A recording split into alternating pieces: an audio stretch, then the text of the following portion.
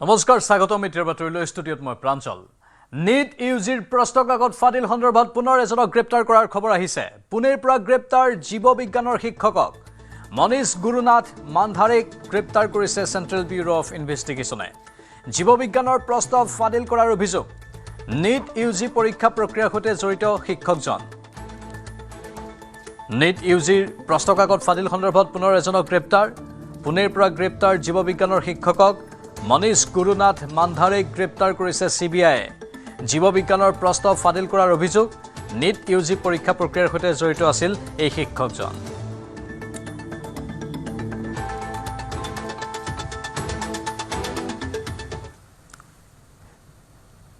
এবাৰ নিউ বঙাইগাঁৱত ৩ কোটি টকাৰ সোণ জব্দ কৰা হৈছে নিউ বঙাইগাঁও ষ্টেচনত ৰেল আৰক্ষীয়ে জব্দ কৰে ৩ কোটি টকাৰ সোণ চোৰাং সোণসহ প্ৰবীণ সিনহা ৰাও নামৰ এটা সৰবৰাহকাৰীকো আটক কৰিছে ৰেল আৰক্ষীয়ে সম্পৰ্ক ক্ৰান্তি এক্সপ্ৰেছৰ পৰা ৰেল আৰক্ষীয়ে জব্দ কৰে বৃহৎ পৰিমাণৰ চোৰাং সোণখিনি তিনিচুকীয়াৰ পৰা মুম্বাইলৈ সৰবৰাহৰ চেষ্টা কৰিছিল এই চোৰাং সোণখিনি সৰবৰাহকাৰীটোৱে চুলাৰ ভিতৰত সোণখিনি লুকুৱাই অনাৰ অৱস্থাতে ৰেল আৰক্ষীয়ে জব্দ কৰে ৩ কোটি টকাৰ সোণ ঘটনা সন্দৰ্ভত ৰেল আৰক্ষীয়ে অব্যাহত ৰাখিছে তদন্ত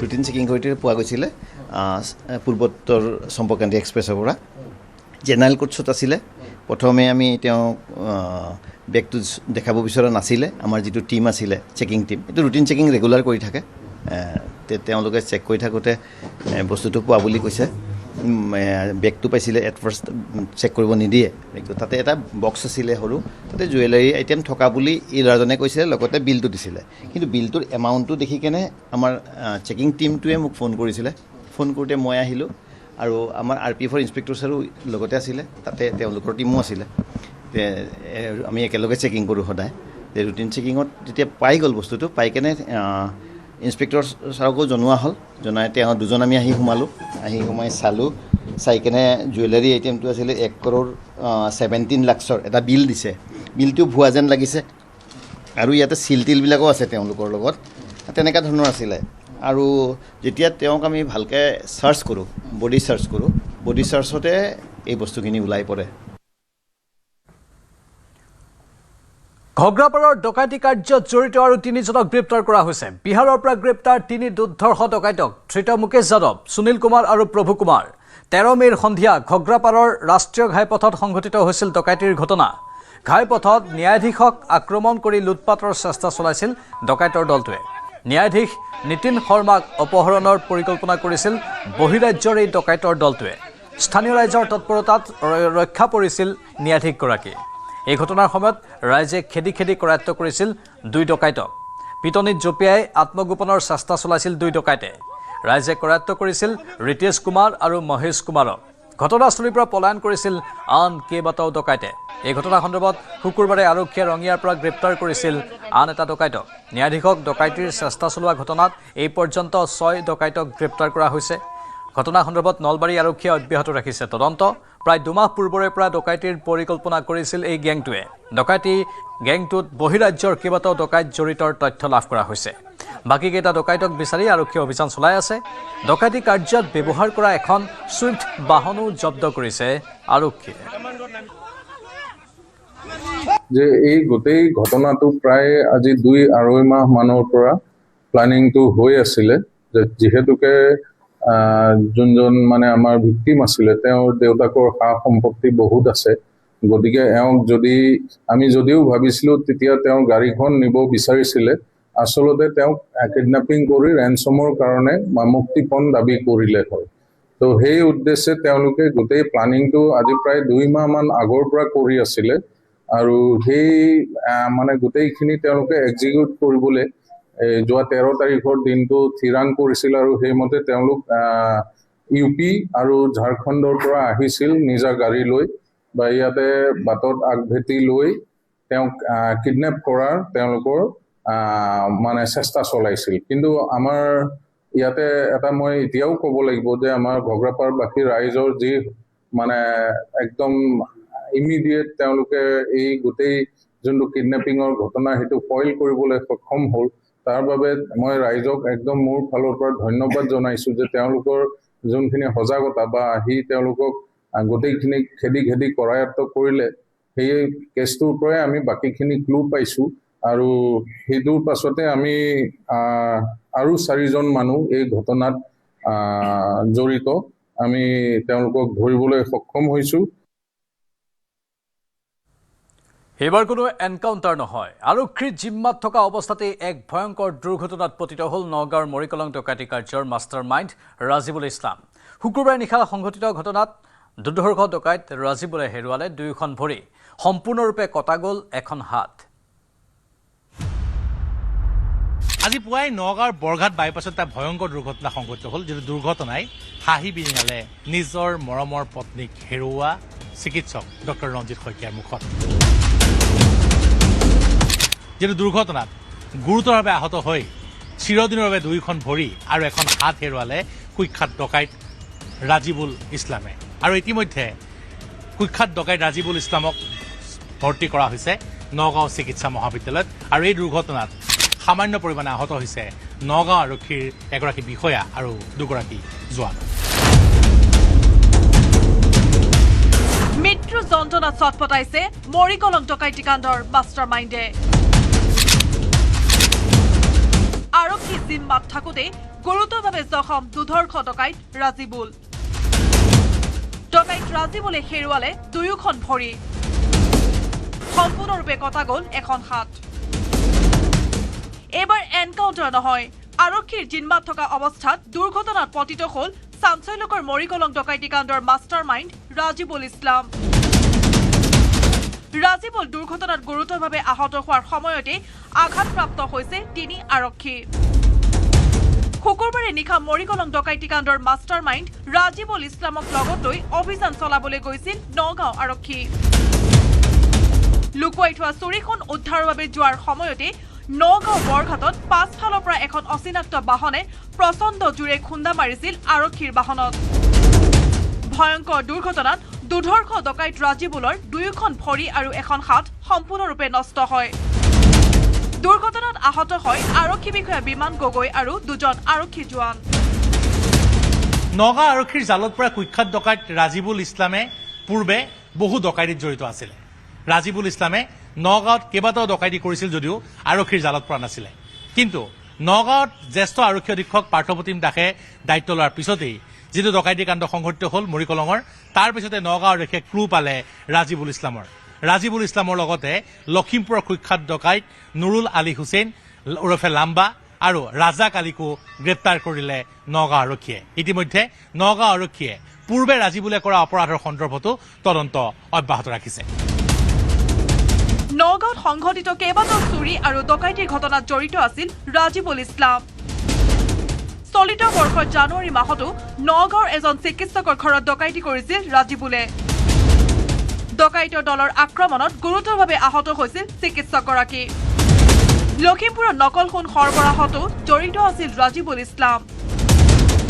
কিন্তু প্ৰতিবাৰে আৰক্ষীৰ চকুত ধূলি দি হাৰি গৈছিল দুৰ্ধৰ্ষ ৰাজিবুল। 24 এপ্ৰিলত মৰিকলঙৰ চিকিৎসক ডাক্তৰ ৰঞ্জিত শইকীয়াৰ ঘৰত ডকাইতি কৰিছিল 7জনীয়া ডকাইতৰ এটা দলে। ৰঞ্জিত শইকীয়া আৰু পত্নী ৰূপৰেখা ভূঞা শইকীয়াৰ মূৰত ৰডেৰে বেয়াকৈ প্ৰহাৰ কৰিছিল ৰাজিবুলে। 10 মে'ত চিকিৎসাধীন অৱস্থাত গুৱাহাটীৰ GNRC হাস্পতালত মৃত্যু হৈছিল ৰূপৰেখা শইকীয়াৰ। ডক্টৰ ৰঞ্জিত শইকীয়াৰ ঘৰৰ CC কেমেৰাৰ ভিজুৱেলত ধৰা পৰিছিল ৰাজিবুলৰ অৱস্থিতি।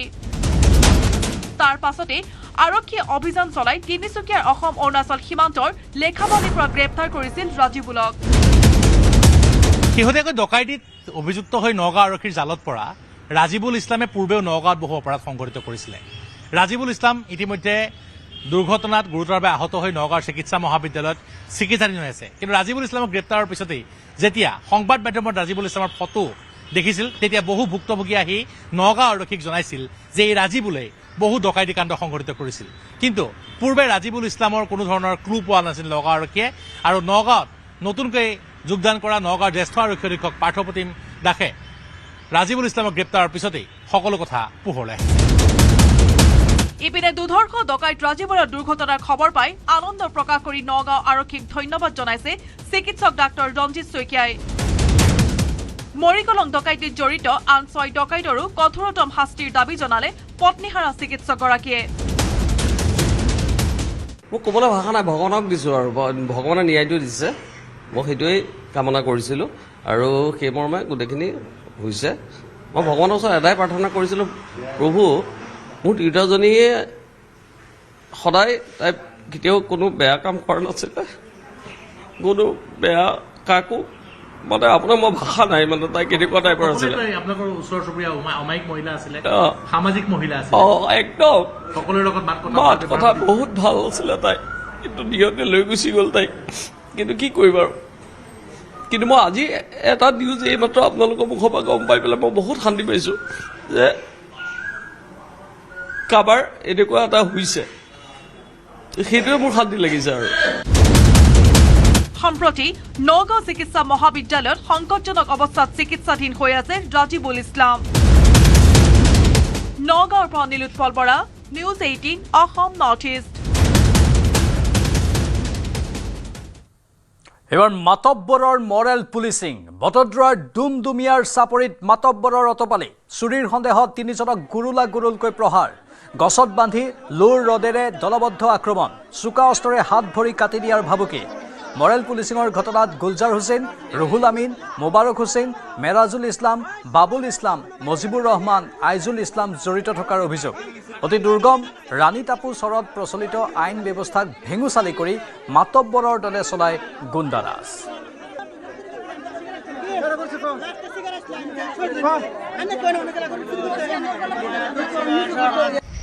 6টা বজাত ডাকি আনিছে, আনি পেলাই ধৰিছে, ধৰি পেলাই পুৰা গাছলৈকে বান্ধিছে, বান্ধি পুৰা দিনটো মাৰিছে। ৰড, লাঠি, কাকুটি, দাও, মেৰাজুল, ৰাবুল, গুলজাৰ, ৰুহুল এই 4টা নিছে। তেজপুৰত ছাত্ৰী নিৰ্যাতনৰ অভিযোগত শিক্ষকক আটক। শুভ্ৰজ্যোতি শৰ্মা নামৰ শিক্ষকজনক আটক কৰা হৈছে। দুগৰাকী ছাত্ৰীৰ অভিযোগৰ ভিত্তিত শিক্ষকজনক আটক। শিক্ষকগৰাকীৰ বিৰুদ্ধে নিৰ্যাতনৰ অভিযোগ 2 ছাত্ৰীৰ। অভিযুক্ত শিক্ষকজনক আটক কৰি আৰক্ষীয়ে তদন্ত চলাই আছে।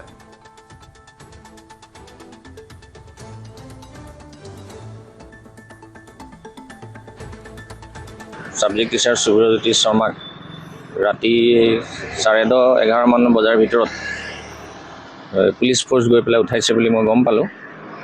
আৰু এনেই মই মানে আমাৰ থানাৰ পৰা গম পোৱা মতে এতিয়া মই গম পালোঁ, মোক বিচাৰৰ কাৰণে মই আহিলোঁ। এই দুগৰাকী ছোৱালী, একাদশ মানৰ ছাত্ৰী দুগৰাকী কান্ধত হাত দিয়া বুলি এটা অভিযোগ আহিছে। সেই অভিযোগৰ ভিত্তিত তেওঁলোকে এজাহাৰ দিলে আৰু সেই এজাহাৰৰ ভিত্তিতে তেখেতক মানে থানালৈ অনা বুলি মই গম পাইছোঁ। আমিনগাঁৱৰ নুমলী জলাহত কামৰূপ প্ৰশাসনৰ উচ্ছেদ অভিযান। বৰষুণৰ মাজতো প্ৰশাসনে চলালে হাতোৰা। কামৰূপ আয়ুক্ত কাৰ্যালয়ৰ পিছফালে থকা বিনীতা দাস নামৰ এটি পৰিয়ালে 40 বছৰে ভূমিখিনি দখল কৰি নিৰ্মাণ কৰিছিল বাসগৃহ। তাঁতশাল আৰু পশুপালনেৰে জীৱন জীৱিকা চলাইছিল পৰিয়ালটোৱে। প্ৰশাসনে হঠাৎ উচ্ছেদ চলোৱাত শোকত ভাগি পৰিছে বিনীতা দাসৰ পৰিয়াল। গোহালিৰ গৰু উলিয়াই ঘৰ ভঙাত ক্ষোভিত হৈ পৰিছে পৰিয়ালটো। কামৰূপ প্ৰশাসনে উচ্চ ন্যায়ালয়ৰ নিৰ্দেশ মতেই উচ্ছেদ চলোৱাৰ দাবী কৰিছে। কিন্তু বিনীতা দাসৰ পৰিয়ালে তৰা গোচৰৰ গুৱাহাটী উচ্চ ন্যায়ালয়ৰ বিচাৰাধীন আৰু প্ৰশাসনক হস্তক্ষেপ নকৰিবলৈ স্থগিতাদেশ দিয়া বুলি দাবী কৰিছে।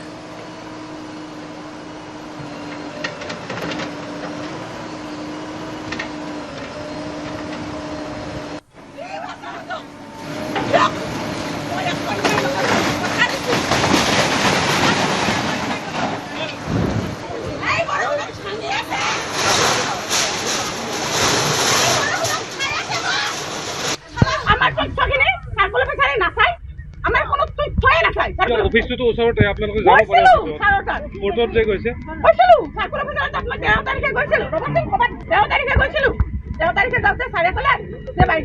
আমি হেৰি কৰিম, কথাখিনি ভাবো আমি আপুনি আজিয়ে ভাড়া ঘৰ লওক। মোৰ 40 বছৰৰ সম্পত্তি মই ভাড়া ঘৰত থাকিব পাৰো, নিবা সময় দিব লাগিব নে নালাগে? আপোনালোকে কওক। মহামান্য আদালত হাইকোৰ্টৰ কথাও নামানে, হাইকোৰ্টৰ ৰায়ো অমান্য কৰি আছে। কিমান বছৰ ধৰি আছিল আপুনি ইয়াত? হাইকোৰ্টৰ অৰ্ডাৰ মতে ফুল অৰ্ডাৰত আহিছে, আমাক মাটি দিব লাগিব। কেছটো পেণ্ডিং মানে লেখাই আছে। এইটো সোমবাৰে আৰু কেছ উঠিব। সেইকাৰণে আজি তাতে গুচি আহিছে। কিমান বছৰ ধৰি ইয়াত আছে আপুনি? 40 বছৰ। 40 বছৰ। 40 বছৰ। মোৰ পিছফালে নাতে ছাৰ এতিয়া ডিচি হৈ আছে, তেখেতৰ 1 বিঘা মাটি, হৰেন্দাস খানানকৈ 1 বিঘা মাটি সিহঁতে নিজে লিখিব পাৰে, মই লিখিব নোৱাৰো কাৰণে মোৰ খিয়ানি ম্যাদী নহয়। গুৱাহাটীত মুকলি ভাৰতৰ প্ৰথমটো ডিজিটেল আৰু AI পাৱাৰ্ড বেংক। দিছপুৰত স্থাপন কৰা হৈছে স্লাইছ স্মল ফাইনেন্স বেংকৰ গুৱাহাটীৰ মুখ্য শাখা। বেংকৰ এই শাখাটো মুকলি মুখ্যমন্ত্ৰী হিমন্ত বিশ্ব শৰ্মাৰ। কৃত্ৰিম বুদ্ধিমত্তাৰ সহায়ত ডিজিটেল লেনদেনত যথেষ্ট সুবিধা লাভ কৰিব গ্ৰাহকসকলে। স্লাইছ বেংকে ভাৰতৰ প্ৰথমটো AI পাৱাৰ্ড ডিজিটেল বেংকৰ মুখ্য শাখা স্থাপন কৰাৰ বাবে কৰ্তৃপক্ষক ধন্যবাদ মুখ্যমন্ত্ৰী ডক্টৰ হিমন্ত বিশ্ব শৰ্মাৰ। স্লাইছ বেংকক সকলো সহযোগিতা আগবঢ়াব ৰাজ্য চৰকাৰে। অসমৰ 1000ৰো অধিক যুৱক যুৱতীয়ে এই বেংকৰ 100টাতকৈ অধিক শাখাত কৰ্মসংস্থাপন পাইছে। এই বেংকত ধন জমা কৰা, ধন উলিওৱা, ঋণ লোৱা, ক্ৰেডিট কাৰ্ড লোৱা আদি বিভিন্ন কাম কাজ AIৰ যোগেদি সম্পন্ন হ'ব। আগন্তুক দিনত বা অনাগত দিনত এই বেংকটো দেশৰ ভিতৰতেই সৰ্ববৃহৎ বেংক হিচাপে পৰিগণিত হ'ব বুলি আশা ডক্টৰ হিমন্ত বিশ্ব শৰ্মাৰ। ৰাষ্ট্ৰীয় পৰ্যায়ৰ বৃহৎ প্ৰতিষ্ঠানসমূহে নিজৰ কাৰ্যালয় লাহে লাহে অসমলৈ আনিছে। এয়া ৰাজ্যবাসীৰ বাবে এক ভাল খবৰ বুলি অভিহিত কৰিছে মুখ্যমন্ত্ৰীয়ে। আমি আজি দেখা পাইছো যে Slice has innovated a completely new ideas about the banking. It is a complete transformative ideas. মই যিমানটোৰ ভিতৰত গৈ মেচিন চালো, কথা পাতিলো, এতিয়া বেংকৰ টকা ডিপজিট, বেংকৰ পৰা লোন লোৱা, ক্ৰেডিট কাৰ্ড লোৱা, QR কোড লোৱা, এই গোটেই কথাবিলাক আমি কোনো মানুহৰ লগত কথা নপতাকৈ এটা মেচিনৰ জৰিয়তে আমি কৰিব পাৰিম। আৰু য'ত আমাৰ এই কামবিলাক কৰোঁতে ভুল হ'ব আমাক AI তাক শুদ্ধ কৰাই লৈ গৈ থাকিব। A completely transformative idea. I must thank Dilip ji also for for initiating another kind of revolution after UPI with the help of Slide. So I must congratulate both Mr. Bajaj and Mr. Dilip Asbe for doing this revolution right here in Guwahati. পানীত পৰিল চৰকাৰী ধন। নিৰ্মাণাধীন অৱস্থাতেই ভাঙি পৰিল লোহাৰ দলং। কাছাৰৰ বৰখলাত সংঘটিত হৈছে এই ঘটনা। চেচুৰী পুৰন্দৰপুৰৰ জাথিংগা নদীত নিৰ্মাণ কাৰ্য চলি থকাৰ সময়তেই ভাঙি পৰে দলংখন। কেমেৰাত বন্দী হৈছে দলং খহি নদীত পৰাৰ এই দৃশ্য। নিম্নমানৰ সামগ্ৰীৰে দলং নিৰ্মাণ কৰাৰ বাবেই এই ঘটনা সংঘটিত হোৱাৰ অভিযোগ স্থানীয় ৰাইজৰ।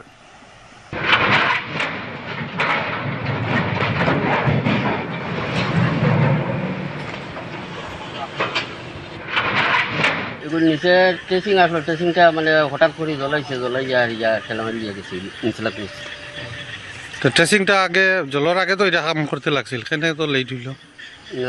না জলের আগে তো ট্রেসিং পুরো মজলু আসলো, এই জলটা যেভাবে জুড়ে আইছে কি আর এই ট্রেসিং করে দিছে কি আর সরাইছে। এমনি ওয়াল ক্র্যাক হইছে না? এটা তো আর একবারে না ওয়াল ক্র্যাক হইছে। কত বড় জিনিস সবসরতেই নিচে বলল ক্র্যাক হইছে না? না এগুলো তো আর ওয়ালের লগে নাই, ওয়ালের উপরে তো দেখুন। মানুষে কর যেন নিম্ন মানের কাজর, এটা কি তা সত্য নি না কিতা? কাজ তো একটা ওর দিয়া জোরদারও কাজর। এখানের মধ্যে আমরা অবগত হইতে চাই আর মানে এখানে যে তারা যেটা কাজ করছে বা এখানে যে ম্যাটেরিয়াল যেগুলো ইউজ করছে এটা কতটুকু মানে সঠিক এটা আমরা বুঝতে পারি না, এটা তো ডিপার্টমেন্টের ম্যাটার। কিন্তু আমরা ওই জিনিসটা কইতে পারবো সাধারণ পাবলিক হিসাবে আমরা যেটা অনুমান করছি তারার মানে নিম্নমানের কাজের কারণে বা কাজের নেগলিজেন্সের কারণে তারা সময়মতো যে কাজটা করতো সঠিকভাবে, কিন্তু সেই কাজটা বৈজ্ঞানিক পদ্ধতিতে হইছে না, যার কারণে নাইলে এত বড় অঘটন হওয়া তো এটা তো স্বাভাবিক ঘটনা, এটা ছোট ব্যাপার না, এটা তো বিরাট একটা ব্যাপার। এতে গিয়া আমরা এলাকার কতটুকু ক্ষতিসাধন হয়েছে এটা তো আমরা ছাড়া ভুক্তভোগী ছাড়া অন্যরা একটা বুঝতে পারি। শামীম আহমেদৰ জামিন লাভক লৈ অভিনেত্ৰী নন্দিনী কাশ্যপৰ ক্ষোভ। 3 যুৱতীৰ মৃত্যু হৈছিল শামীমে সংঘটিত কৰা দুৰ্ঘটনাত। শামীমে জামিন পোৱাক লৈ কিয় সকলো নিমাত বুলি প্ৰশ্ন অভিনেত্ৰীগৰাকীৰ। জামিন লাভ কৰিলে শামীম আহমেদ। যিহেতু 26 এপ্ৰিলৰ পুৱতি নিশা গুৱাহাটী মহানগৰীৰ মঠঘৰীয়াত সংঘটিত হৈছিল এটা ভয়ংকৰ পথ দুৰ্ঘটনা, যিটো দুৰ্ঘটনাত 3গৰাকী যুৱতীয়ে হেৰুৱাইছিল প্ৰাণ। আৰু যিখন বাহন দুৰ্ঘটনাত পতিত হৈছিল, এখন ছুইফ্ট ডিজায়াৰ বাহন, সেই বাহনখনৰ চালকৰ আসনত আছিল ছামিম আহমেদ। দুৰ্ঘটনা সংঘটিত কৰি সেই যুৱতী কেইগৰাকীক চিকিৎসালয়ত থৈ তাৰ পৰাই পলায়ন কৰিছিল ছামিম আহমেদ। যিহেতু দুগৰাকী যুৱতীৰ থিতাতে মৃত্যু হৈছিল আৰু আনগৰাকী যুৱতীৰ মৃত্যু হৈছিল হাস্পতালত। কিন্তু সেই পৰিস্থিতি, সেই স্থানৰ পৰা কিয় পলাইছিল, কিয় নিৰুদ্দেশ হৈছিল ছামিম আহমেদ, তাক লৈ যথেষ্ট ৰহস্যৰ সৃষ্টি হৈছিল। তাৰ পাছত ডিব্ৰুগড়ৰ লাহোৱালৰ পৰা আৰক্ষীয়ে গ্ৰেপ্তাৰ কৰিছিল ছামিম আহমেদক। আৰু তাৰ পাছত 10টাকৈ দিন কাৰাগাৰত থকাৰ পাছত অৱশেষত 15 মে'ৰ দিনা জামিন লাভ কৰিছে ছামিম আহমেদ। এতিয়া কথা হৈছে, ছামিম আহমেদৰ জামিন লাভ কৰাৰ পাছতে ক্ষোভত এতিয়া ফাটি পৰিছে এগৰাকী অভিনেত্ৰী নন্দিনী কাশ্যপ। আপোনালোকৰ নিশ্চয় মনত আছে, বিগত বৰ্ষত অৰ্থাৎ 2025 বৰ্ষৰ 25 জুলাইত গুৱাহাটী মহানগৰীত সংঘটিত হৈছিল এটা ভয়ংকৰ পথ দুৰ্ঘটনা। গুৱাহাটীৰ উদালবাক্ৰাৰ দক্ষিণ গাঁও পথত মাজনিশা এগৰাকী অভিনেত্ৰীয়ে তেওঁ দ্ৰুত বেগত নিজৰ বাহন চলাই আহিছিল আৰু এখন স্কুটিক তেওঁ খুন্দিয়াইছিল, মহতিয়াই নিছিল, য'ত আছিল এগৰাকী 21 বছৰীয়া ছাত্ৰ। তেওঁৰ নাম আছিল ছামিউল হক। আৰু চিকিৎসাধীন অৱস্থাত 2টা দিনৰ পিছত সেই ছামিউল হকৰ মৃত্যু হৈছিল। আৰু সেই ঘটনাটো অভিনেত্ৰী নন্দিনী কাশ্যপক যথেষ্টখিনি কটু সমালোচনা কৰিছিল সকলোৱে। কাৰণ দুৰ্ঘটনা সংঘটিত কৰি কিয় পলাই গৈছিল অভিনেত্ৰীগৰাকী। আৰু তাৰ পাছত অভিনেত্ৰীগৰাকীক যেতিয়া সেই প্ৰশ্ন কৰা হৈছিল, কিন্তু তেওঁ বিভিন্ন ধৰণৰ চালে বেৰে কোবোৱা মন্তব্য কৰিছিল, যাক লৈ সমগ্ৰ ৰাজ্যতে এটা প্ৰতিক্ৰিয়াৰ সৃষ্টি হৈছিল। আৰু সকলোৱে সামাজিক মাধ্যমত যথেষ্ট থকা সৰকা কৰিছিল অভিনেত্ৰীগৰাকীক, তেওঁক কটুভাৱে সমালোচনা কৰিছিল। এতিয়া ছামিম আহমেদে জামিন লাভ কৰাৰ পিছতেই সামাজিক মাধ্যমত ক্ষোভ উজাৰিছে অভিনেত্ৰী নন্দিনী কাশ্যপে। তেওঁৰ কথা হ'ল যে যি সময়ত যিসকল লোকে অভিনেত্ৰীগৰাকীক কটু ভাষাৰে সমালোচনা কৰিছিল, সেই দুৰ্ঘটনাটোক কেন্দ্ৰ কৰি, যিটো দুৰ্ঘটনাত গ্ৰেপ্তাৰ হৈ অভিনেত্ৰীগৰাকীয়ে কাৰাগাৰত কিছুদিন কটাবলগীয়া হৈছিল আৰু তাৰ পাছতো অভিনেত্ৰীগৰাকীক বিভিন্ন ধৰণে সমালোচনা কৰা হৈছিল, যাৰ বাবে নেকি মানসিকভাৱে তেওঁ ভাগি পৰিছিল। গতিকে সেইসকল লোক এতিয়া কলৈ গ'ল? সেইসকল লোকে এতিয়া কিয় মুখেৰে একো মাতা নাই ছামিম আহমেদৰ জামিন লাভ কৰাৰ পিছত? সেই লোকসকলে কিয় ছামিম আহমেদক একো সমালোচনা কৰা নাই বা এই ঘটনাটোক কিয় ইমান প্ৰতিক্ৰিয়া ব্যক্ত কৰা নাই? কিন্তু যি সময়ত তাৰিখটো 2025 চনৰ 25 জুলাই আছিলে আৰু সেই অভিশপ্ত নিশাটোত যিটো দুৰ্ঘটনা হৈছিল, তাৰ পিছতেই এক প্ৰকাৰ জীৱন সলনি হৈ গৈছিল অভিনেত্ৰীগৰাকীৰ। তেওঁ যিহেতু জেলত বহুদিন কটাই আহিবলগীয়া হ'ল, তাৰ পাছতো অভিনেত্ৰীগৰাকীৰ জীৱনত যেন এটা কলা দাগ লাগি গ'ল আৰু তেওঁক কঠোৰভাৱে সকলোৱে সমালোচনা কৰিছিল। কিন্তু এতিয়া ছামিম আহমেদৰ যিটো দুৰ্ঘটনা, সেই দুৰ্ঘটনাত 3গৰাকীকৈ যুৱতীয়ে নিজৰ প্ৰাণ হেৰুৱালে, উদীয়মান 3গৰাকী যুৱতী। কিন্তু সেই ঘটনাটোত কিয় কোনো লোকে একো মাত মতা নাই, তাক লৈ সামাজিক মাধ্যমত অভিনেত্ৰীগৰাকীয়ে ক্ষোভ উজাৰি তেওঁ পোষ্ট দিছে যে সেইসকল লোক এতিয়া ক'ত গ'ল, কিয় তেওঁলোকে একো মুখেৰে মাত মতা নাই।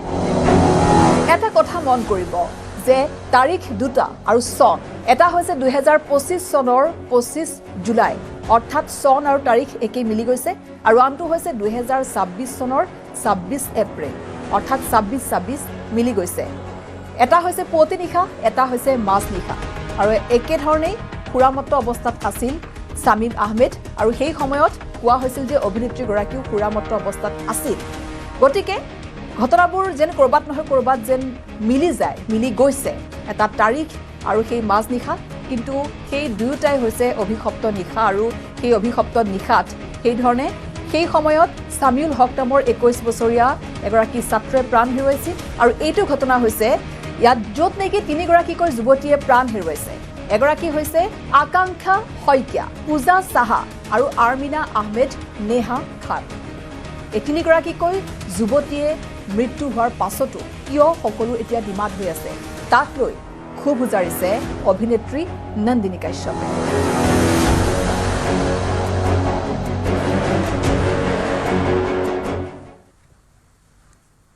দুদিনীয়া ভ্ৰমণসূচীৰে নেদাৰলেণ্ডত প্ৰধানমন্ত্ৰী নৰেন্দ্ৰ মোদী নেদাৰলেণ্ডৰ প্ৰশাসনিক ৰাজধানী হেগত প্ৰধানমন্ত্ৰী মোদীক জনালে উষ্ম আদৰণি প্ৰধানমন্ত্ৰীক আদৰণি জনোৱাৰ বাবে অনুষ্ঠিত কৰা হ'ল বৰ্ণিল সাংস্কৃতিক অনুষ্ঠান হেগত প্ৰধানমন্ত্ৰী নৰেন্দ্ৰ মোদীৰ সন্মুখত পৰিৱেশন কৰিলে ভাৰতীয় কৃষ্টি সংস্কৃতি প্ৰধানমন্ত্ৰী মোদীৰ সন্মুখত অসমৰ বিহু প্ৰদৰ্শন কৰা হয় ইপিনে হেগত নেদাৰলেণ্ডৰ প্ৰবাসী ভাৰতীয়ক সম্বোধন কৰে প্ৰধানমন্ত্ৰী মোদীয়ে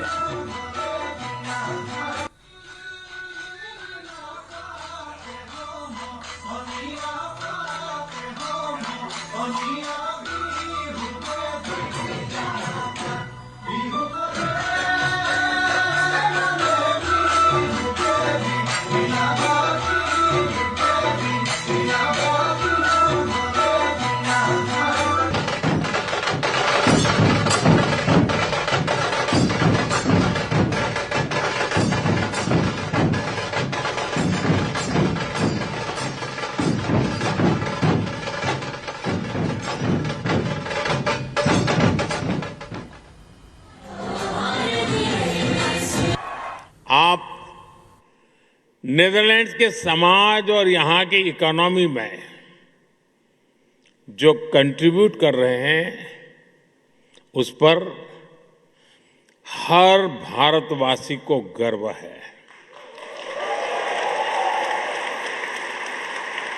मैं आज इस अवसर पर नीदरलैंड की जनता का यहाँ की सरकार का आभार व्यक्त करता हूं मैं यहाँ की जनता को 140 करोड़ भारतवासियों की तरफ से अपनी शुभकामनाएं देता हूं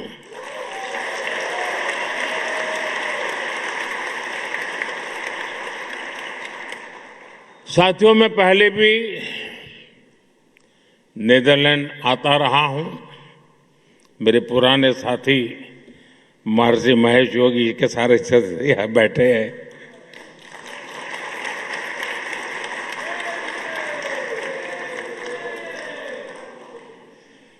और यहाँ रहने वाले भारतीय समुदाय से भी मेरा खासा परिचय रहा है यहाँ बैठे अनेक परिवारों की कहानी केवल माइग्रेशन की कहानी नहीं है ये एक संस्कृति की आस्था की तमाम संघर्षों के बीच ये प्रगति की कहानी है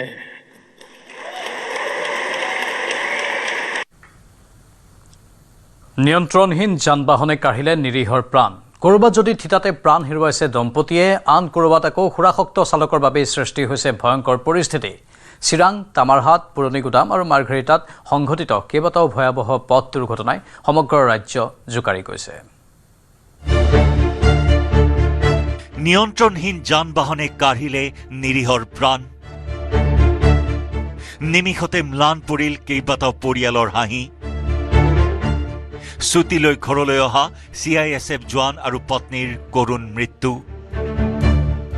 নিয়ন্ত্ৰণহীন গতি আৰু চালকৰ অসাৱধানতাই পুনৰ কাঢ়ি নিলে দুটাকৈ সজীৱ প্ৰাণ চিৰাঙৰ উত্তৰ শিলবাৰীত নিশা সংঘটিত হ'ল এক হৃদয় বিদাৰক পথ দুৰ্ঘটনা এটা সুখী পৰিয়াললৈ নিমিষতে নামি আহিল চৰম অন্ধকাৰ এখন তীব্ৰবেগী ছুইফ্ট বাহনে মহতিয়াই লৈ গ'ল এখন স্কুটি যাৰ ফলত থিতাতে নিহত হয় অনামিকা পাটগিৰি ৰায় নামৰ এগৰাকী মহিলা আনহাতে গুৰুতৰভাৱে আহত অনামিকাৰ স্বামী CISF জোৱান ৰাহুল ৰায়কো বঙাইগাঁৱৰ লোৱাৰ আছাম হাস্পতাললৈ নিয়া হয় যদিও চিকিৎসকে মৃত ঘোষণা কৰে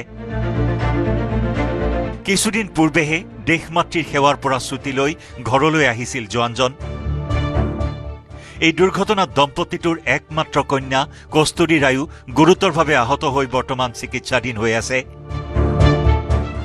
জানিব পৰা মতে কন্যাসহ স্বামী স্ত্ৰীয়ে স্কুটিৰে মন্দিৰৰ পৰা ঘৰলৈ উভতাৰ পথতেই কাল হৈ আহিছিল এই তীব্ৰবেগী ছুইফ্টখন দুৰ্ঘটনা সংঘটিত কৰি এই চালকজনে গাড়ীসহ পলায়ন কৰে যদিও পিছত আৰক্ষীয়ে চালকজনক আটক কৰাৰ লগতে বাহনখনো জব্দ কৰে। আনহাতে তামাৰহাটৰ উত্তৰ কাছখানাতো সংঘটিত হৈছে আন এক ভয়ংকৰ পথ দুৰ্ঘটনা। এখন মটৰ বাইক আৰু ই ৰিক্সাৰ মাজত হোৱা মুখামুখি সংঘৰ্ষৰ ফলত থিতাতে প্ৰাণ হেৰুৱাই ভাগ্যশ্ৰী ৰায় নামৰ এগৰাকী মহিলাই।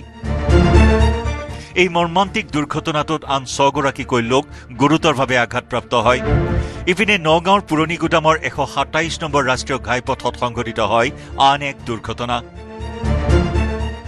নগাঁও চামগুৰি অভিমুখী এখন তীব্ৰবেগী মটৰ বাইকে এখন যাত্ৰীবাহী টেম্পোৰ পিছফালে প্ৰচণ্ড জোৰে খুন্দা মাৰে। এই দুৰ্ঘটনাৰ ফলত মটৰ বাইকত থকা চামগুৰিৰ আমনিৰ 2 যুৱক গুৰুতৰভাৱে আহত হয়। সংকটজনক অৱস্থাত যুৱকদ্বয়ক নগাঁও ভোগেশ্বৰী ফুকননি অসামৰিক চিকিৎসালয়লৈ প্ৰেৰণ কৰা হয়। উল্লেখযোগ্য যে দুৰ্ঘটনাগ্ৰস্ত টেম্পোখনৰ পৰা উদ্ধাৰ কৰা হৈছে দুটাকৈ সুৰাৰ বটল, যাৰ বাবে দুৰ্ঘটনাটোত সুৰাসক্ত চালকৰ ভূমিকা থকাৰ সন্দেহ কৰা হৈছে। মাৰ্ঘেৰিটাতো পুৱাই সংঘটিত হয় আন এক পথ দুৰ্ঘটনা। নিয়ন্ত্ৰণ হেৰুৱাই এটা পৰিয়ালৰ বাৰীত সোমাই যায় এখন ৱেগনাৰ বাহন। বিহু সন্মিলন চাই মাৰ্ঘেৰিটা বজাৰ অভিমুখে গৈ থকা অৱস্থাত বাহনখনে নিয়ন্ত্ৰণ হেৰুৱাই পথৰ কাষৰ এটা ঘৰৰ বাৰাণ্ডাত সোমাই যায়। ফলত ঘৰখনৰ বিস্তৰ ক্ষতি সাধন হয়। অৱশ্যে সৌভাগ্যক্ৰমে চালকজন সামান্য আঘাতপ্ৰাপ্ত হৈ কথম্পি ৰক্ষা পৰে যদিও বাহনখন সম্পূৰ্ণৰূপে ধ্বংসস্তূপত পৰিণত হয়। Bureau report, news 18 Assam north east.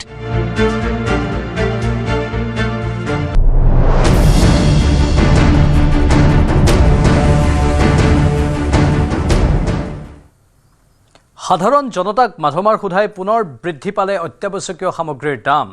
Petrol, diesel, কণী, গাখীৰৰ পৰা আৰম্ভ কৰি বৃদ্ধি পাইছে শাক পাচলিৰ দাম। প্ৰতি লিটাৰ পেট্ৰলত বৃদ্ধি পালে 3 টকা 14 পইচাকৈ, প্ৰতি লিটাৰ ডিজেলত বৃদ্ধি পালে 3 টকা 11 পইচাকৈ, কণীত কাৰ্টনে প্ৰতি বৃদ্ধি পালে 50ৰ পৰা 100 টকাকৈ, আমুল তাজা মাদাৰ ডেইৰীৰ গাখীৰতো বৃদ্ধি পালে 2ৰ পৰা 3 টকাকৈ দাম। বৃদ্ধি পাইছে গেলামালৰ সামগ্ৰীৰো। বজাৰত বৃদ্ধি পাইছে প্ৰতি কেজি চাউলৰ বাবদ কমেও 5 টকাকৈ। শিৱসাগৰত 1 কিলো ভাতকেৰেলাৰ দাম 120 টকা, 1 কিলো গাজৰৰ দাম 130 টকা, 1 কিলো লেচেৰাৰ দাম 70 টকাৰ পৰা 80 টকা হৈছেগৈ। অত্যাৱশ্যকীয় সামগ্ৰীৰ দাম বৃদ্ধিয়ে কুঙা কৰিছে জনতা।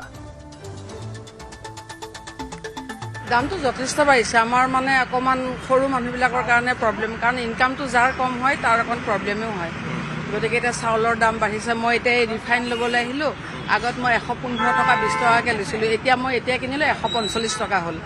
তো পিঁয়াজৰ দাম বাঢ়িলে, চাউলৰ দাম বাঢ়িলে, সকলো মূল্য বৃদ্ধি এতিয়া হ'ল। এতিয়া মানে আমাৰ অকণমান ইনকাম যিবিলাকৰ কম সেইবিলাক মানুহৰ কাৰণে অকণ প্ৰব্লেম হ'ল। গতিকে চৰকাৰক এইখিনি অনুৰোধ কৰিছোঁ যাতে কমাই দিয়ে, আমাৰ কাৰণে ভাল হয়। দামটো কমাবই লাগে।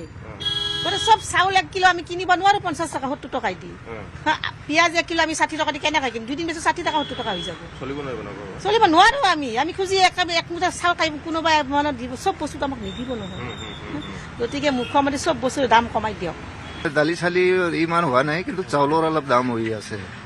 আৰু বাকী পিঁয়াজটো আপোনাৰ যোৱা মাহৰ পৰা মানে 10 টকা বাঢ়িছে অলপ। চাউলৰ মানে ধৰি লওক 25-26 কেজি বস্তা 30-40 টকা বাঢ়ি গৈছে। সোনা শক্তি, বিপিটি, আপোনাৰ ৰামপাল আৰু বাকী লোকেল চাউলৰ ইমান হোৱা নাই। আপোনালোকৰতো চাগে অসুবিধা হয় বিকিবলৈ? হয়, কাষ্টমাৰ তৰ্ক কৰে, এই যোৱা মাহত ইমানে লৈ গৈছে, ইমান দাম কিয়? ইফালে পুনৰ জনসাধাৰণক মাধমাৰ সোধাই অত্যাৱশ্যকীয় সামগ্ৰীৰ দাম বৃদ্ধিৰ পাছতেই ৰাজ্যজুৰি প্ৰতিক্ৰিয়া হৈছে। পেট্ৰল ডিজেলৰ দাম বৃদ্ধিৰ লগে লগে শিৱসাগৰত হুৰাহুৰে বাঢ়িছে অন্ধ্ৰপ্ৰদেশৰ পৰা আমদানিকৃত কণীৰ দাম। অন্ধ্ৰপ্ৰদেশৰ পৰা আমদানিকৃত প্ৰতি কাৰ্টুন কণীৰ পাইকাৰী মূল্য পূৰ্বে আছিল 1280 পৰা 1290 টকা। এই দাম আজি 1300 পৰা 1310 টকালৈ বৃদ্ধি পাইছে। 1 প্লেট কণীৰ পাইকাৰী মূল্য 180 টকা আছিল যদিও প্ৰতি প্লেটত বৃদ্ধি পালে 20 টকাকৈ। এয়া কেৱল শিৱসাগৰৰ চহৰৰ মাজমজিয়াৰ পাইকাৰী মূল্যৰ তথ্যহে। গ্ৰামাঞ্চলত ইয়াতকৈও অধিক হাৰত বাঢ়িছে দাম। একেদৰে ভাতকেৰেলা, গাজৰ, লেচেৰা, বিট, কেপচিকাম আদি বিভিন্ন পাচলিৰো দাম বৃদ্ধিয়ে জ্বলা-কলা খুৱাইছে সাধাৰণ জনতাক।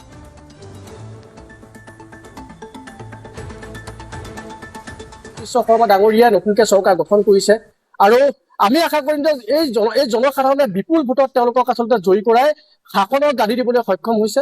গতিকে তেওঁলোকে জনতাৰ কথা চিন্তা কৰক, জনতাৰ ভোটবিলাকক তেওঁলোকে আশীৰ্বাদ হিচাপে গ্ৰহণ কৰক, দায়িত্ব হিচাপে গ্ৰহণ কৰক আৰু মূল্য বৃদ্ধি ৰোধ কৰি সৰ্বসাধাৰণ জনতাৰ চাহিদাৰ কথা, সৰ্বসাধাৰণ জনতাৰ আশা আকাংক্ষাৰ কথা তেওঁলোকে চিন্তা কৰক।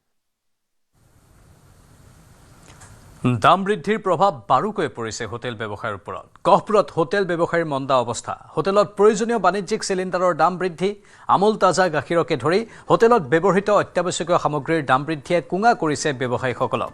কেইবাদিনো লাভৰ মুখ দেখিবলৈ পোৱা নাই হোটেল ব্যৱসায়ীসকলে। কোনো হোটেলত কৰ্মচাৰীক প্ৰাপ্য মজুৰিও দিব পৰা নাই। গ্ৰাহকৰ কথা চিন্তা কৰি চাহ মিঠাইৰ আদিৰ দামো হঠাৎ বৃদ্ধি কৰিব পৰা নাই ব্যৱসায়ীসকলে। মুঠৰ ওপৰত সামগ্ৰীৰ দাম বৃদ্ধিয়ে জুৰুলা কৰিছে গহপুৰৰ হোটেল ব্যৱসায়ীসকলক।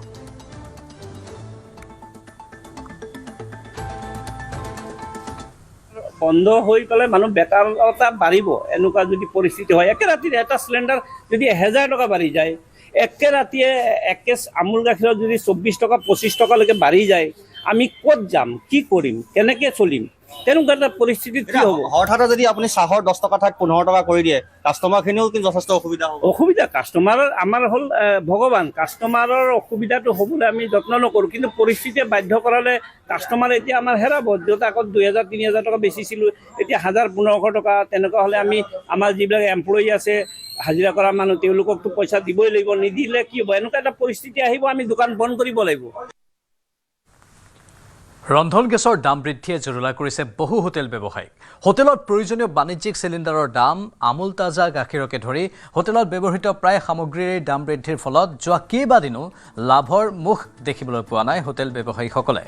ধেমাজিত বন্ধ হৈ পৰিছে কেইবাখনো ৰেষ্টুৰেণ্ট। স্বত্বাধিকাৰীসকলে কৰ্মচাৰীক দিব পৰা নাই মাননি। আনফালে গ্ৰাহকৰ কথা চিন্তা কৰি চাহ মিঠাইৰ আদি দামো বৃদ্ধি কৰিব পৰা নাই। মুঠৰ ওপৰত সামগ্ৰীৰ মূল্য বৃদ্ধিয়ে জুৰুলা কৰিছে ধেমাজিৰ হোটেল ব্যৱসায়ীসকলকো।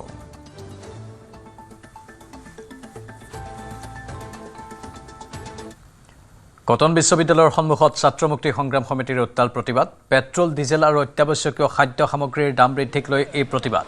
চৰকাৰৰ বিৰুদ্ধে প্ৰতিবাদ সাব্যস্ত সংগঠনটোৰ। প্ৰতিবাদৰ মাজতে আৰক্ষীৰ সৈতে হেঁচা ঠেলা প্ৰতিবাদকাৰীৰ। আৰক্ষীয়ে জ্বলাবলৈ নিদিলে মুখ্যমন্ত্ৰী আৰু প্ৰধানমন্ত্ৰীৰ প্ৰতিকৃতি।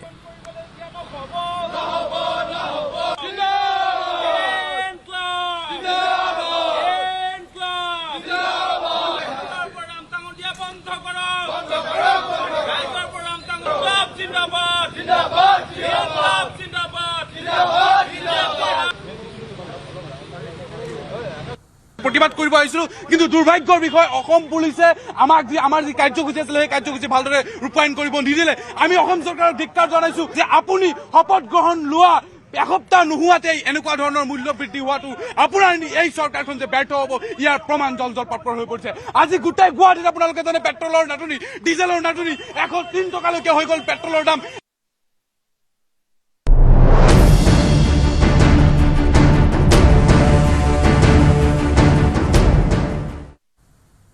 পৰৱৰ্তী খবৰ।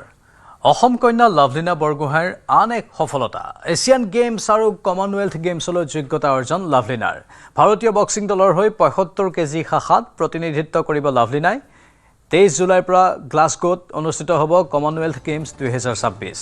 19 ছেপ্টেম্বৰৰ পৰা জাপানত অনুষ্ঠিত হ'ব 2026 বৰ্ষৰ এছিয়ান গেমছ। মই আজি এছিয়ান গেমছ আৰু কমনৱেলথ গেমছৰ বাবে চিলেকশ্যন পালোঁ। আমাৰ চিলেকশ্যন ট্ৰায়েল আছিলে, বহুতখিনি কণ্ট্ৰভাৰ্চি চলি আছিলে, চিলেকশ্যন হোৱা নোহোৱা ফেডাৰেশ্যনৰ আৰু ছাইৰ মাজত, কিন্তু ফাইনেলি হ'ল। আৰু মই যিহেতু চিলেকশ্যন পাবৰ কাৰণে সক্ষম হ'লোঁ, বহুতেই বেছি ভাল লাগিছে। কাৰণ আমাৰ বক্সিঙত বুলিয়ে নহয়, প্ৰতিটো স্পৰ্টছতে গেমছকেইটাক বেছি মহত্ব দিয়া হয়। কমনৱেলথ গেমছ হওক, এছিয়ান গেমছ হওক, অলিম্পিক গেমছ হওক, আৰু ইয়াত কোৱালিফাই হোৱাটো বহুত এটা ডাঙৰ কথা। আৰু যিহেতু এছিয়ান চেম্পিয়নশ্বিপৰ অহাৰ পিছৰ পৰাই ইয়াতে ফ'কাছ আছিলে, এই চিলেকশ্যন ট্ৰায়েলৰ কাৰণে ফ'কাছ আছিলে, আৰু যেনেধৰণে ভাবিছিলোঁ তেনেধৰণেই হ'ল। এতিয়া যাতে ভালদৰে গৈ খেলি আহিব পাৰোঁ, সকলোৰে আশীৰ্বাদো বিচাৰিছোঁ। আমাৰ জুলাইত কমনৱেলথ গেমছ আছে, আকৌ ছেপ্টেম্বৰত এছিয়ান গেমছ আছে। বেছি দিনৰ গেপ নহয়, বাট তাৰ আগতো আৰু কম্পিটিশ্যন আছে, কমনৱেলথ গেমছৰ আগতো আৰু এটা কম্পিটিশ্যন চাগে খেলিবৰ কাৰণে যাম। চ' বহুত বেছি এক্সাইটেডো হৈ আছোঁ আৰু সকলোকে ভাবিলোঁ খবৰটো দিওঁ যে মই কোৱালিফাই হ'লোঁ আমাৰ এছিয়ান গেমছ আৰু কমনৱেলথ গেমছৰ কাৰণে। পশ্চিমবংগৰ আৰজিকৰ হস্পিটেলৰ কনিষ্ঠ চিকিৎসকৰ ধৰ্ষণ আৰু হত্যাৰ ঘটনাৰ তদন্তত খেলিমেলি কৰাৰ অপৰাধত 3 IPS বিষয়াক নিলম্বন কৰিছে পশ্চিমবংগ চৰকাৰে। মমতা বেনাৰ্জীৰ চৰকাৰ গাদীচ্যুত হোৱাৰ পিছতেই বিজেপিৰ নেতৃত্বত গঠিত নতুন চৰকাৰে লৈছে কঠোৰ পদক্ষেপ। আৰক্ষী বিষয়াসকলৰ নিলম্বনৰ পদক্ষেপক আদৰণি জনাইছে মাতৃ ৰত্না দেৱনাথে। পশ্চিমবংগৰ অভয়াকাণ্ডক লৈ একশ্যন মুডত নতুন চৰকাৰ। তদন্তত খেলিমেলি কৰা 3 IPS বিষয়াক নিলম্বন। আৰজিকৰ হাস্পতালৰ ধৰ্ষণ আৰু হত্যাৰ ঘটনাক লৈ কঠোৰ মুখ্যমন্ত্ৰী শুভেন্দু অধিকাৰী। 2024 চনৰ আগষ্ট মাহ পশ্চিমবংগৰ আৰজিকৰ হাস্পতালৰ কনিষ্ঠ চিকিৎসকক ধৰ্ষণ আৰু হত্যাৰ ঘটনাই জোকাৰিছিল দেশ।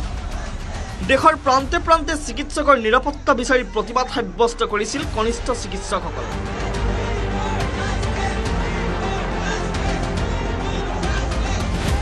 পশ্চিমবংগৰ মমতা বেনাৰ্জীৰ চৰকাৰৰ বিৰুদ্ধে উদ্গীৰণ হৈছিল ক্ষোভ। বিজেপিয়ে ব্যাপক প্ৰতিবাদ কৰিছিল মমতা বেনাৰ্জীৰ চৰকাৰৰ বিৰুদ্ধে। কেৱল সঞ্জয় ৰয় নামৰ এজন লোককে সমগ্ৰ কাণ্ডৰ বাবে দোষী সাব্যস্ত কৰিছিল। অভিযোগ উত্থাপন হৈছিল যে ঘটনাৰ লগত জড়িত বহু লোক মমতা বেনাৰ্জীৰ নেতৃত্বাধীন চৰকাৰ আৰু আৰক্ষীৰ গাফিলতিৰ বাবেই হাৰি গৈছিল।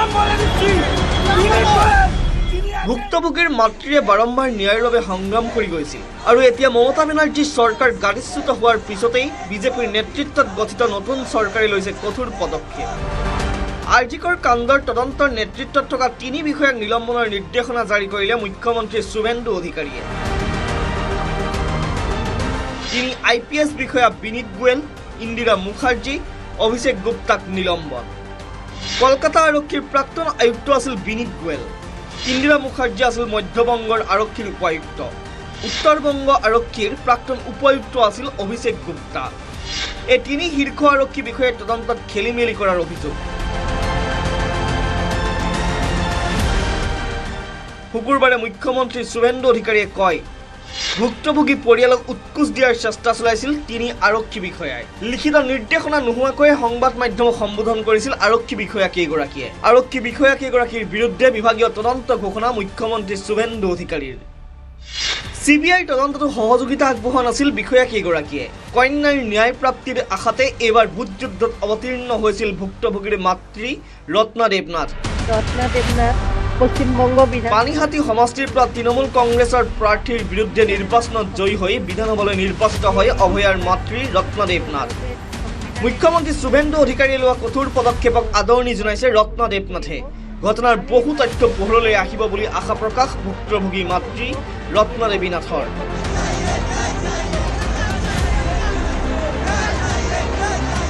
News desk report, news 18 Assam north east.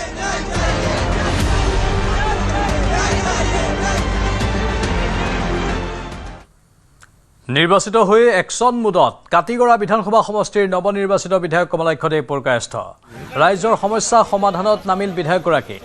কালাইনবাসীৰ বহুদিনীয়া যন্ত্ৰণাৰ অৱসান, কালাইনৰ কলেজ ৰোডৰ দীৰ্ঘদিনীয়া কৃত্ৰিম বান সমস্যাৰ সমাধান। কৃত্ৰিম বান সমস্যাক লৈ ভুক্তভোগী ৰাইজে নৱনিৰ্বাচিত বিধায়কগৰাকীক অভিযোগ দাখিল কৰে। ইয়াৰ লগে লগে বিষয়টোক গুৰুত্ব সহকাৰে লৈ বিষয়টো নিষ্পত্তিৰ বাবে ব্যৱস্থা লয়। বিধায়ক কমলাক্ষ দেৱ বৰকায়স্থই জিলা প্ৰশাসন আৰু আৰক্ষী বাহিনীক লগত লৈ অঞ্চলটো পৰিদৰ্শন কৰে। সমগ্ৰ পৰিস্থিতি খতিয়ান উলিয়াই কাকৰাখাল সংলগ্ন জল নিষ্কাশনৰ মূল পথটো দীৰ্ঘদিন ধৰি অবৈধভাৱে অৱৰুদ্ধ কৰি ৰখা হৈছিল বুলি জানিব পৰা যায়, যাৰ বাবে এই কৃত্ৰিম বানৰ সৃষ্টি হৈছিল। বিধায়কগৰাকীয়ে পলম নকৰি এই অৱৰুদ্ধ জল নিষ্কাশনৰ পথ তৎক্ষণাৎ মুকলি কৰাৰ বাবে প্ৰশাসনক কঠোৰ নিৰ্দেশ দিয়ে। কাম চলি থকাৰ সময়ত কিছু বাধা আৰু উত্তেজনাৰ সৃষ্টি হ'লেও তেওঁৰ দৃঢ় স্থিতিৰ ফলত পৰিস্থিতি দ্ৰুত নিয়ন্ত্ৰণলৈ আহে আৰু শেষত অবৈধভাৱে নিৰ্মিত বান্ধ কাটি পানী নিষ্কাশনৰ পথ মুকলি কৰা হয়। পানী আপুনি জানে কলেজ ৰোডৰ এইখিনি পানী যিখিনি আছে মানে এনেকুৱা পানী হৈছে ধৰিব নোৱাৰা পানী হৈছে। ৰাইট ছাইডত মানুহ এজনে, মই তেওঁক যোৱাবাৰ কৈছোঁ আপোনালোকে এইখিনি ভাঙি দিয়ক, ইছলাম ধৰ্মাৱলম্বী মানুহ। মই তাক ক'লোঁ যে আপোনালোকে ভাঙি দিয়ক আৰু মই একদম কাবাৰ ডেণ্ট দি কেনে আপোনাক ভালকৈ বনাই দিম বাৰু। মই তেতিয়া বিধায়ক নাথাকিলেও মোটামুটি আমি গম পাই গৈছিলোঁ যে বিধায়কে মই সোমবাৰ বা মুখ্যমন্ত্ৰী হেৰিমতে মই কিছুমান বহুতখিনি স্কিম লৈছোঁ। মই লৈছিলোঁ স্কিমটো লৈ কেনে মই কৰাই দিম আৰু তেওঁক মই ভালকৈ বুজাই দিলোঁ। আজি যেতিয়া আমাৰ চাৰ্কুল অফিচাৰ গ'ল, আজি যেতিয়া পুলিচ গ'ল, আজি যেতিয়া প্ৰশাসন যেতিয়া গ'ল, তেতিয়া এই কোদাল লৈ লৈছে। 2 নম্বৰ আপুনি চাওক, এই যে গোটেইকেইটা বিল্ডিং যিকেইটা আছে, গোটেই বিল্ডিংবোৰো একো নমছৰ বাহিৰত বিল্ডিং বনাইছে। এতিয়া JCB লগালে ক'ব যে নাই চিফ মিনিষ্টাৰে JCB লগাই কেনে ভাঙি দিলে আৰু কথা এটা হ'ব আৰু। তো এই কথাখিনি মানসিকতা চেঞ্জ কৰিব লাগিব, মেণ্টেলিটিখিনি চেঞ্জ কৰিব লাগিব। মৰিয়নিত নৃত্য প্ৰশিক্ষকৰ চৰম বৰ্বৰতা। 6 বছৰীয়া ছাত্ৰীক কাঠৰ বাটামেৰে গুৰুলকৈ প্ৰহাৰ নৃত্য প্ৰশিক্ষকৰ। সোনু কুমাৰ নামৰ নৃত্য প্ৰশিক্ষকগৰাকীৰ বিৰুদ্ধে এই গুৰুতৰ অভিযোগ উত্থাপন হৈছে। সামান্য কথাতে সোনু কুমাৰ কণমানি ছাত্ৰীগৰাকীৰ ওপৰত জঁপিয়াই পৰে আৰু সেই ঘটনাৰ বিৰুদ্ধে পৰিয়ালৰ লোকে অভিযোগ দাখিল কৰে। নৃত্য প্ৰশিক্ষকৰ বৰ্বৰ আক্ৰমণত গুৰুতৰভাৱে আহত হৈছে কণমানি ছাত্ৰীগৰাকী। RX ডান্স একাডেমীত সংঘটিত হৈছে এই চাঞ্চল্যকৰ ঘটনাটো। ডেন্স স্কুলত গৈছিলে, যোৱাৰ পিছত ডেন্স স্কুলত এনেকৈ কিবা মানে হিচাপ হোৱা নাই, তাৰ মানে কিবা দিবলৈ কৈছে, মানে নাচিবলৈ কৈছে, সি মানে পাৰা নাই, অলপ কিছু হ'ল, এইটো কাৰণে মাৰিলে। কলিয়াবৰ গুৰুকুল বিদ্যালয়ৰ ছাত্ৰই লাভ কৰিছে নাচা ভ্ৰমণৰ সুবিধা। কলিয়াবৰ গুৰুকুল বিদ্যালয়ৰ 8ম শ্ৰেণীৰ ছাত্ৰ উজলিল সৰ্বভাৰতীয় স্তৰত। বিদ্যালয়খনৰ ছাত্ৰ তথা কলিয়াবৰৰ মাধৱ গাঁৱৰ জোনাকজ্যোতি বৰদলৈয়ে লাভ কৰিছে নাচা ভ্ৰমণৰ সুবিধা। কলিয়াবৰ গুৰুকুলৰ ছাত্ৰ জোনাকজ্যোতি বৰদলৈ কঠিন প্ৰতিযোগিতামূলক পৰীক্ষাত অৱতীৰ্ণ হৈ লাভ কৰিছে নাচা ভ্ৰমণৰ সুবিধা। চলিত বৰ্ষৰ ডিচেম্বৰ মাহৰ প্ৰথম সপ্তাহত জোনাকজ্যোতিয়ে যাত্ৰা কৰিব নাচালৈ। ছাত্ৰজনৰ সফলতাত উৎফুল্লিত বিদ্যালয় কৰ্তৃপক্ষ, শিক্ষক, ছাত্ৰ-ছাত্ৰী। গৌৰৱান্বিত কলিয়াবৰবাসী। কলিয়াবৰ গুৰুকুল বিদ্যালয়ৰ 8ম শ্ৰেণীৰ ছাত্ৰ জোনাকজ্যোতি বৰদলৈয়ে এই সুবিধা লাভ কৰিছে। আমি দেখুৱাইছোঁ এই মুহূৰ্তত, যিহেতু আমি কলিয়াবৰ গুৰুকুল বিদ্যালয়ত উপস্থিত আছোঁ, আমি দেখুৱাইছোঁ এইগৰাকী ছাত্ৰই নাচালৈ যাবলৈ সুবিধা লাভ কৰিছে। আমি পোনে তেওঁৰ পৰা আচলতে জানিব চেষ্টা কৰিম যে তুমি এইবাৰ নাচালৈ যাবলৈ সুবিধা লাভ কৰিছা, কেনেকুৱা অনুভৱ? হয়, নমস্কাৰ, মোৰ নাম জোনাকজ্যোতি বৰদলৈ, মই ক্লাছ 8ত পঢ়োঁ। নাচলৈ মানে সুবিধা লাভ কৰিছোঁ। মই এপ্ৰিলত যিটো এক্সামৰ কথা গম পাইছিলোঁ, তেতিয়া মই গম পাইছিলোঁ, যতীন ছাৰে মোক কৈছে এইটো এক্সাম দিব পাৰি। মই এইটো এক্সাম দিলোঁ আৰু 5 মিনিট মই ৰিজাল্ট পাইছিলোঁ। তাৰপিছত মই স্কুলত ক'লোঁ কি এইটো এক্সাম এনেকৈ হ'ব, কৰিব পাৰি। তাৰপিছত স্কুলে মোক ক'লে কি প্ৰিপেৰেশ্যন এনেকৈ কৰিব লাগে, আৰু তাৰপিছত মই লাষ্ট 15 মিনিট এইটো এক্সামৰ ফাইনেল গৈছিলোঁ, য'ত মই চিলেক্ট হ'লোঁ। নিশ্চয়, এইগৰাকী ছাত্ৰ জোনাকজ্যোতি বৰদলৈ তেওঁ নাচালৈ যাবলৈ সুবিধা লাভ কৰিছে। অহা ডিচেম্বৰ মাহত তেওঁ নাচালৈ যাব। বিদ্যালয়খনৰ অধ্যক্ষগৰাকী আছে, আমি তেওঁৰ পৰাই জানিম যে আপোনালোকৰ বিদ্যালয়ৰ এগৰাকী ছাত্ৰ নাচালৈ যাব, কেনেকুৱা অনুভৱ, কেনেদৰে প্ৰস্তুতি চলাইছিল? It's a truly exciting and proud moment for us, Koliabor Gurukul, and he was secured the exam and was meet the renowned Dr. Don Thomas, and we are very proud for him. And this success is because of his dedication, hard work, and obviously because of his parents also. Now our team, including all the teachers, especially Jotin sir, our director sir, also help us throughout the process. And I think this is the first for us, and we will go further in this process. So we wish him a greater success in the future. বিদ্যালয় পৰিচালকগৰাকী আছে, আপোনাৰ অনুভৱ কেনেকুৱা? হয়, আমাৰ বিদ্যালয়ৰ পৰা জোনাকজ্যোতি বৰদলৈ নাচালৈ যাবলৈ এক সুযোগ পাইছে। এক দীঘলীয়া প্ৰতিযোগিতাৰ অন্তত তেওঁ ইতিমধ্যে কালি চিলেকশ্যন পোৱাৰ খবৰটো আমি পাই অত্যন্ত গৌৰৱবোধ কৰিছোঁ। আৰু কলিয়াবৰ আমি অলপ পিছপৰা জেগাতে আমাৰ বিদ্যালয়খন প্ৰতিষ্ঠিত। এই জেগাৰ পৰা আমি এটা মন আছে আকাশ চোৱাৰ।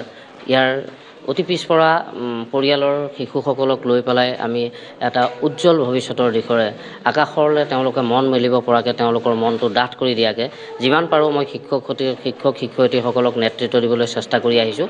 আৰু এই গোটেই প্ৰক্ৰিয়াটোত যতীন বৰা ছাৰে আমাৰ নেতৃত্ব বহন কৰিছিল, আৰু যতীন বৰা ছাৰৰ লগতে আমাৰ প্ৰিন্সিপাল মেডাম আৰু অন্যান্য শিক্ষক শিক্ষয়িত্ৰীসকলে নেতৃত্ব বহন কৰি আহিছে।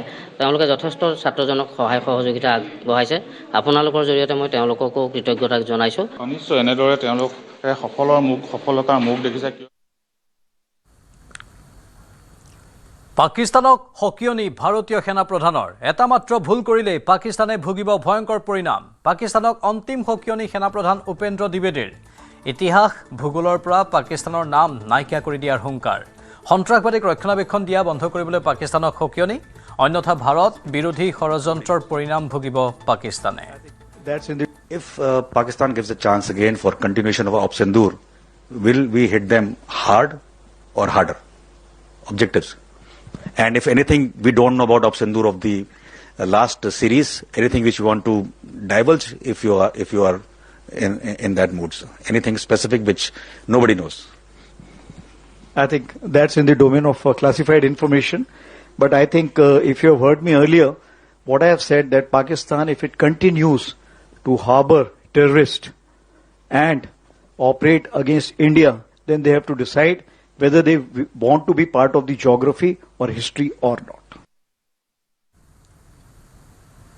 আইৰ সমান হ'ব কোন নৈৰ সমান বব কোন নিজৰ জীৱনক তুচ্ছ কৰি ৰেলপথত সন্তানৰ জীৱন ৰক্ষা মাতৃৰ চলন্ত ৰেল তলত শুই পৰি সন্তানৰ জীৱন ৰক্ষা কৰে মাতৃয়ে বিহাৰৰ সমষ্টিপুৰ জিলাৰ ভাইৰেল ভিডিঅ'টোৱে স্তম্ভিত কৰিছে সকলোকে এখন ৰেল অহাৰ সময়তেই ৰেলপথত আবদ্ধ হৈ পৰিছিল দুই মাতৃসহ দুই সন্তান এগৰাকী মাতৃয়ে নিজৰ জীৱন বিপদাপন্ন কৰি দুই সন্তানৰ জীৱন ৰক্ষা কৰে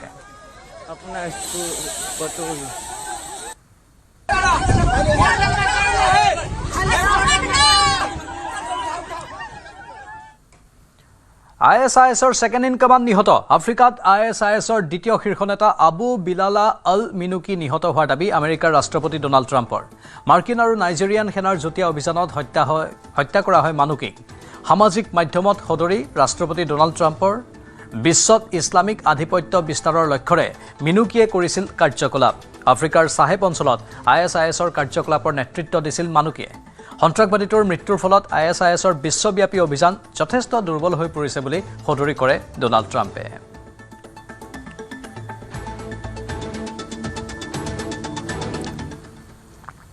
শিৱসাগৰৰ কিৰাই আলিত লটাৰী টিকট বিক্ৰীক কেন্দ্ৰ কৰি উত্তপ্ত পৰিস্থিতি ৰাইজে প্ৰায় 3 ঘণ্টা ধৰি আবদ্ধ কৰি ৰাখে লটাৰী টিকট বিক্ৰী কৰা এগৰাকী এজেণ্টক ৰাইজে আবদ্ধ কৰি ৰাখে বিৰিঞ্চি গোহাঁই নামৰ লোকজনক অভিযোগ অনুসৰি ডিমৌ নীলকণ্ঠ মন্দিৰ নিৰ্মাণৰ সাহায্যাৰ্থে অনুষ্ঠিত হোৱা লটাৰী খেলৰ ফলাফল যোৱা 12 মেত ঘোষণা কৰা হয় কিন্তু খেলৰ ফলাফল ঘোষণা কৰা 3 দিনৰ পাছত বিৰিঞ্চি গোহাঁয়ে বিক্ৰী কৰিছে একেখন খেলৰ টিকট বিক্ৰী কেন্দ্ৰ বা এই টিকট বিক্ৰী কেন্দ্ৰ লৈ সৰ্বসাধাৰণ ৰাইজে প্ৰবঞ্চনা কৰা বুলি অভিযোগ উত্থাপন কৰে আৰু তাৰ পাছতে পৰিস্থিতি উত্তপ্ত হৈ পৰে টিকট বিক্ৰী কৰি থকাৰ সময়ত বহীসমূহ জমা নিদিয়াৰো অভিযোগ ব্যক্তিজনৰ বিৰুদ্ধে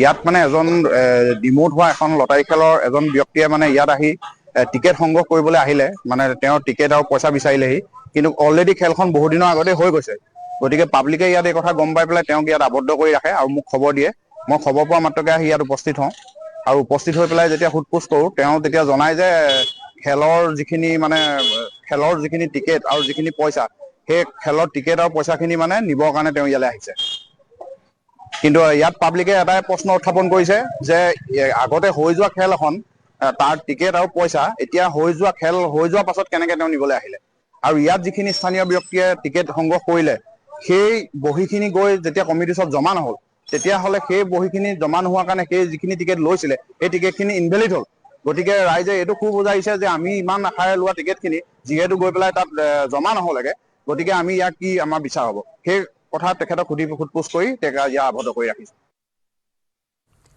মুখ্যমন্ত্ৰী ডক্টৰ হিমন্ত বিশ্ব শৰ্মাৰ নিৰ্দেশনাকো অংগুষ্ঠ প্ৰদৰ্শন একাংশ চৰকাৰী বিষয়াৰ শিৱসাগৰৰ একাংশ চৰকাৰী বিভাগৰ কৰ্মচাৰীয়ে নামানে চৰকাৰী নিৰ্দেশনা শিৱসাগৰ লোকনিৰ্মাণ গৃহ আৰু ৰাষ্ট্ৰীয় পথ বিভাগৰ অধিকাংশ কৰ্মচাৰীয়ে নিৰ্ধাৰিত সময়ত উপস্থিত নহয় কাৰ্যালয়ত আনদিনাৰ দৰে পুৱা 11 বজালৈকে কাৰ্যালয়ত উপস্থিত হোৱা নাই বিভাগটোৰ বহু সংখ্যক কৰ্মচাৰী কিয় অধিকাংশ কৰ্মচাৰী সময়মতে কাৰ্যালয়লৈ নাহে তাৰ কোনো উত্তৰ নাই সতীৰ্থ কৰ্মচাৰীসকলৰ ওচৰত